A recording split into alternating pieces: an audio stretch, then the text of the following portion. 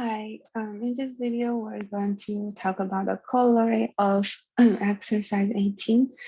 Recall that exercise 18 is kind of like explore the relationship between the outer measures and pre-measures, and how much bigger can a set be? How much smaller can a set be if the set contains the set E? So, as a corollary, exercise 19 in chapter 1 uses some result in number 18. So let me just do a screenshot to introduce the two problems. We already did exercise 18. So I'm going to briefly review the problem itself with the statement, and then we can jump into proving exercise 19.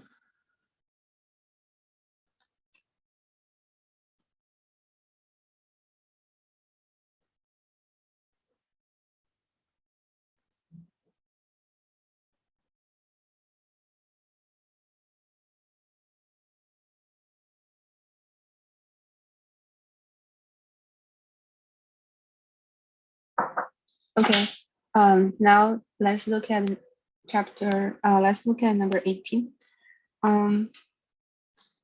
So let A be an algebra, okay, and then A sigma is a collection of the countable unions of sets, and then we have A sigma delta to denote the collection of countable intersections of set in A sigma.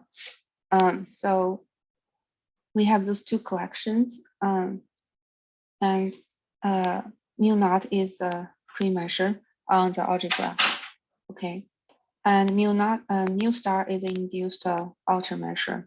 So recall the definition for mu naught, which is equal to infimum of the infinite series of mu naught of AJ, where AJ are the set in the algebra, and the set E is a subset of the union of AJ. So that's a definition for mu naught, which for mu star, which is induced by the outer measure. And then we have ABC. So this first statement is very simple. It's basically saying that if we have a set E in our X, then for every epsilon, we can find a set that is a little bit larger than the E. I'm sorry, here's E, such that this part has measure epsilon smaller than epsilon. And then for part B is saying that if we have a E in X, and given that mu star of E is finite, and given that so E is mu star measurable if and only if there exists a set that is contains E, and it belongs to A sigma delta, such that this part has measure 0. Okay, and then for C, it's just saying that we can replace this requirement mu star of E is finite with the assumption that mu naught is sigma finite. Okay, so that is a section that is chapter 18, and let's look at chapter 19. So let mu star be an outer measure on X induced from a finite pre-measure mu naught. So the definition is the same. And also, moreover, we have this condition.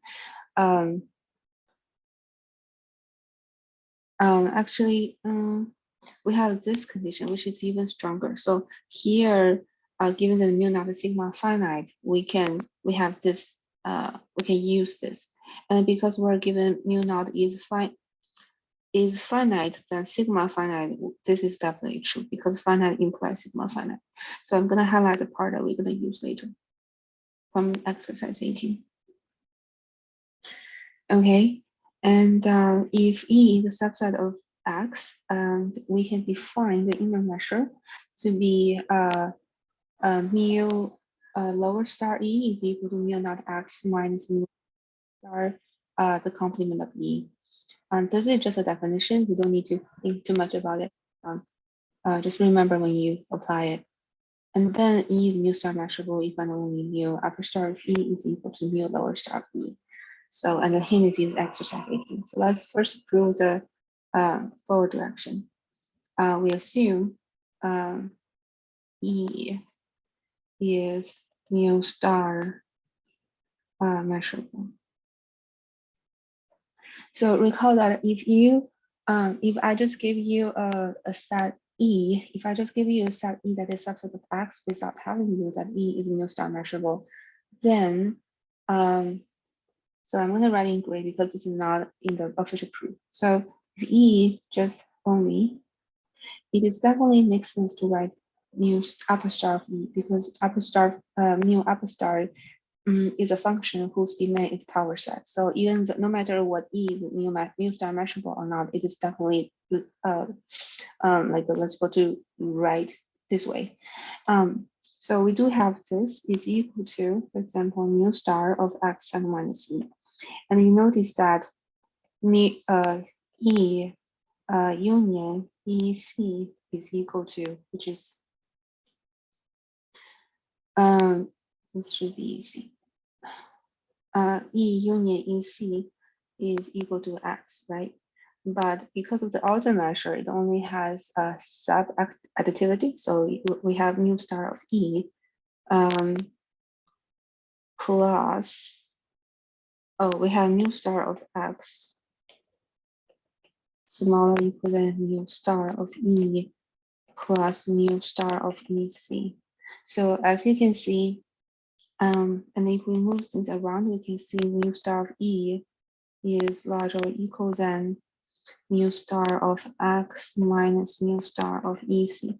So this is what we have, which is induced from here. We never get an equal sign. We don't get the equal sign because we can only use sub-additivity of the outer measure. However, once we're given E is mu star measurable, we can actually have the equality, and we will see why. So the definition for E is mu star measurable is that for all subset, for example, for all subset F in X, the mu star of F is equal to mu star of E F set minus intersect E plus F intersect EC. Also, by the way, when I say mu star, if I don't specify the upper or lower, it always means upper, the outer measure. Okay. So in particular, let F to be X. So we have mu star of X is equal to mu star of X intersect E plus mu star of X intersect EC. So and then you can see immediately this is equal to E and this is equal to EC, right? So you have mu star of X is equal to this. Okay, and what do we have? So we have this, and now we can move things around to be mu star of E is equal to mu star of X minus mu star of EC. Okay, and then what do we have? So we know that mu star of E is equal to mu star mu lower star of E. So mu lower star of E. So we have this. So we have this. And let's see, what did we get? So therefore,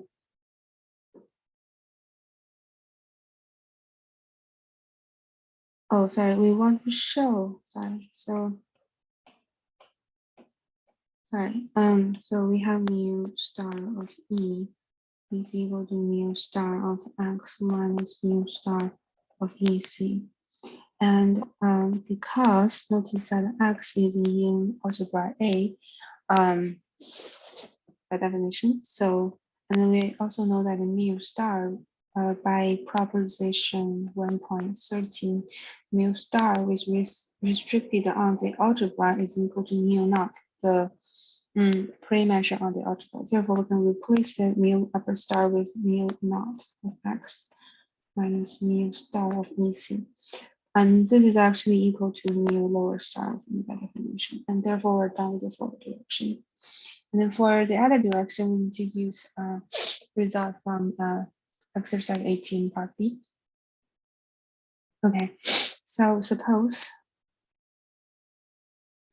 mu star of E is equal to mu lower star of E. and we want to show that E is mu star measurable. Okay, and how do we do that? Well, if E is mu star measurable, if E is mu star measurable, okay. Okay, let's just think of in the background. So if we want to show that if we want to show that E is mu star measurable, and we have the hint that use exercise 18, and if you look at exercise 18, the most obvious piece to use is part B, right? So and then if we want to use part B and we want to which means we want to show that E is mu star measurable, then it's better to is equivalent to just show a sufficient condition of part B. So is suffice to show that it is suffice to show that there exists B in a sigma delta with E that is a subset of B and mu star of B set minus E is equal to 0. So that is my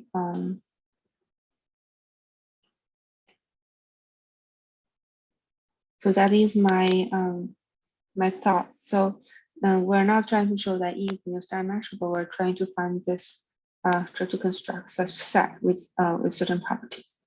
Okay, and how do we do that? Well, by exercise 18A, okay. So E is a subset of X. This is what we have. We don't have E is mu star measurable. That's what we want to show.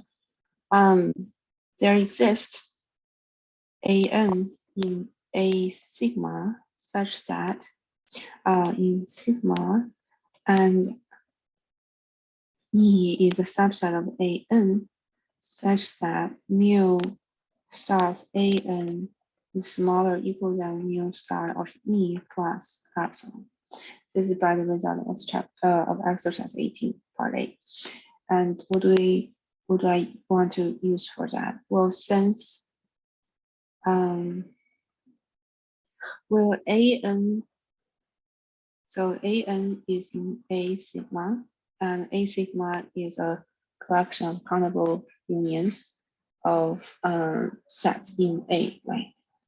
So it is definitely in mu star measurable sets, which is a sigma algebra.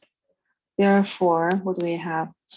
An is mu star measurable. And because an is mu star measurable, we have that A, let's see.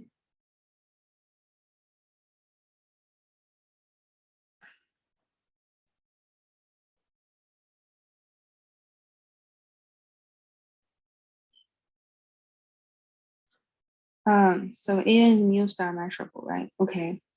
And notice EC is a subset of X. So I feel like the part here is hard to think about. So because E complement is in X, okay, because E complement is in X, but as AN is measurable, so we have mu of EC is equal to mu of EC intersect AN plus mu of EC intersect ANC. Okay, and then if you draw a picture, so this is actually equal, so this is E, this is AN, right? So EC is equal to this, intersect AN, this part, so it's going to be mu, sorry, mu star. Mu star of AN set minus E plus EC intersect AC is just going to be AC because E is continuing EN. So we have this. Okay, so what do we do after we got this?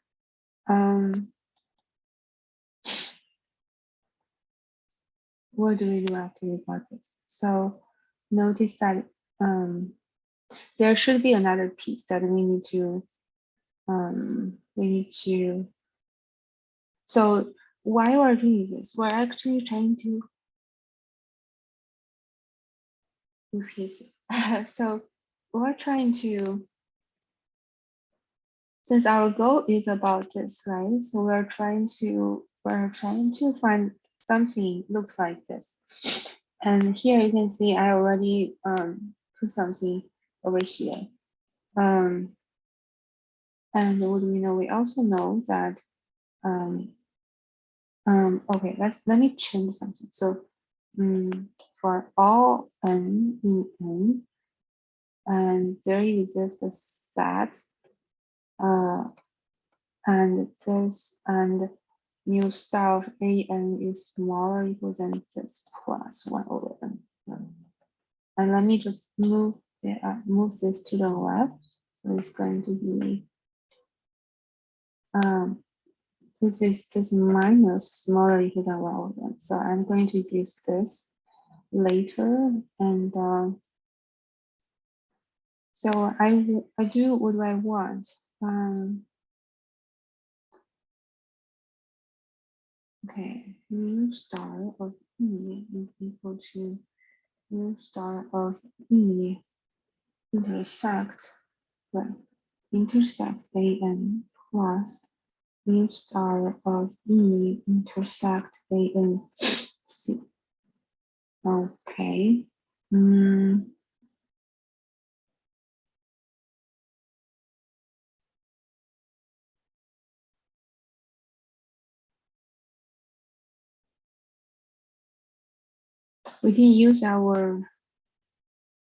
We haven't used our assumptions yet.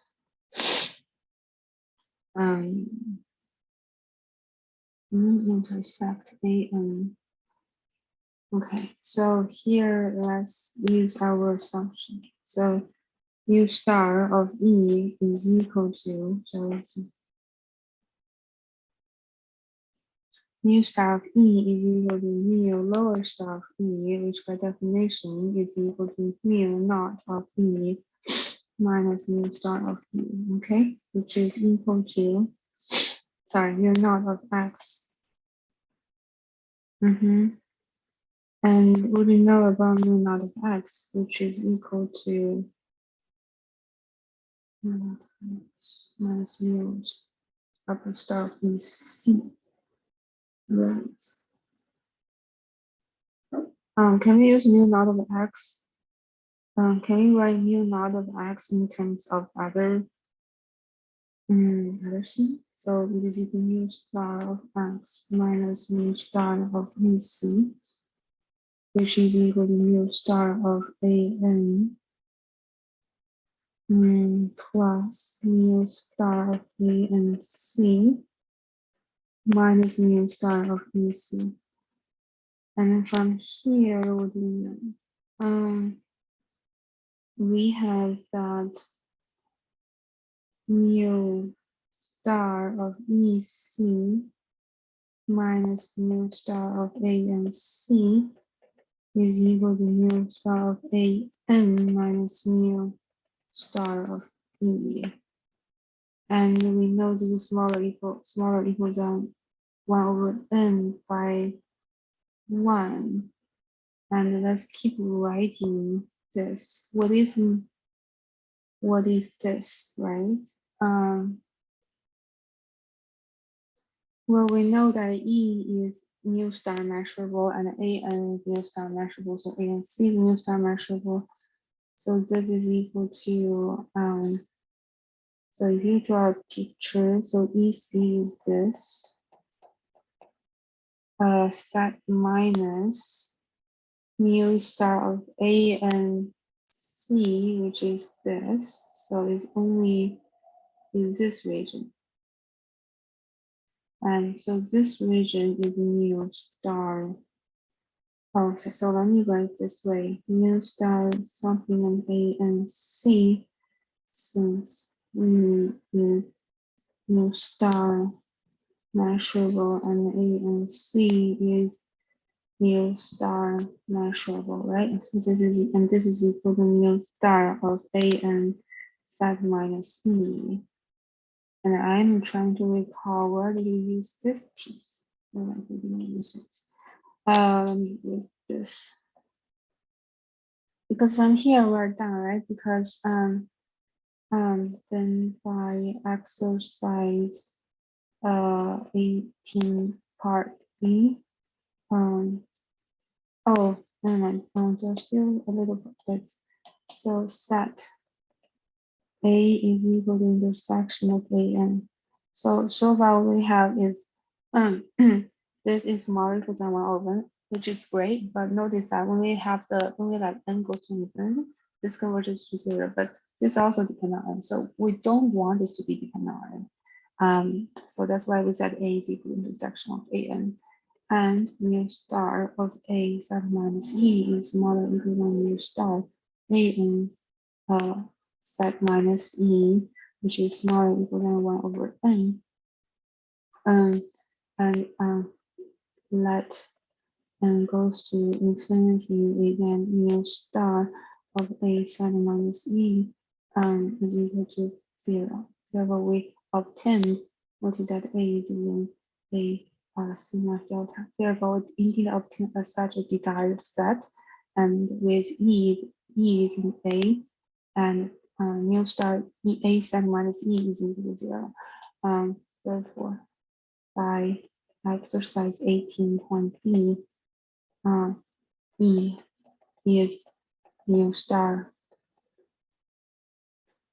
measurable. So let me just quickly think about what is the use for this piece. Okay, so I think I know. Let's call this 2. Okay, and here is actually 2, because so here recall I was explaining this equality by like a E is measurable, so AN and AN is measurable, so you can oh sorry, I was using this,